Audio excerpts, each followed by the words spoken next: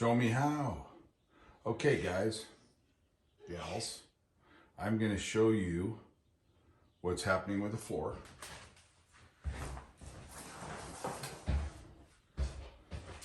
See if I can get around there. Now, I've put one level.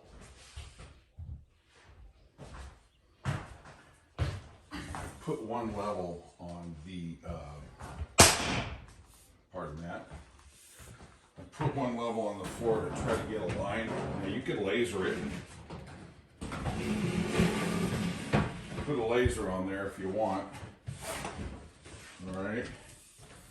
And what's happening is this floor is way out. Okay, it's out a good, probably 1.25 inches. All right.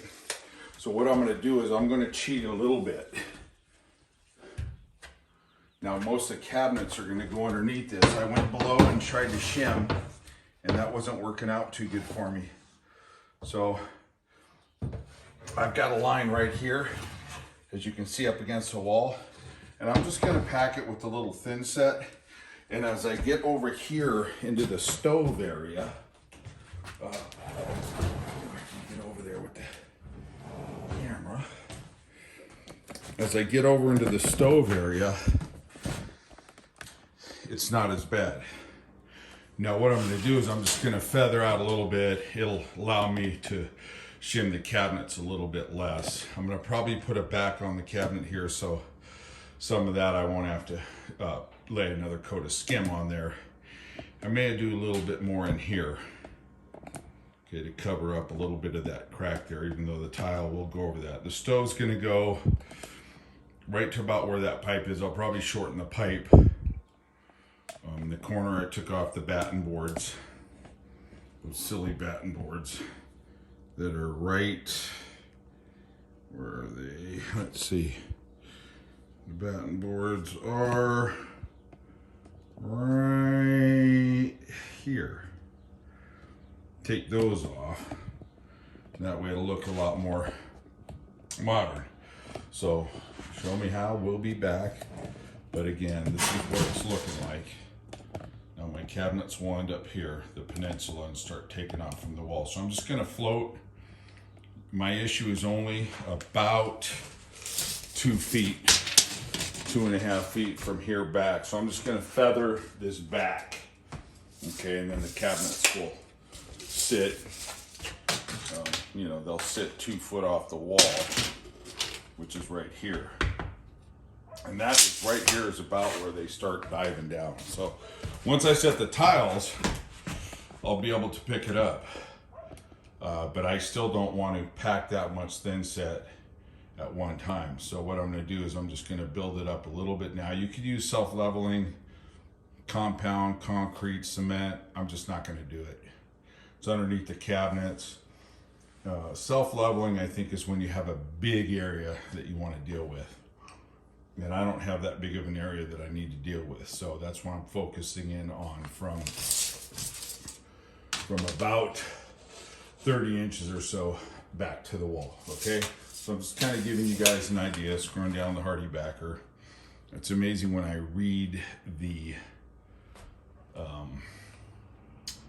other blogs about Hardibacker and whatnot. One guy's talking about using 3/8 to 1/2 inch on the floor, 1/4 inch on the walls. No, it's vice versa.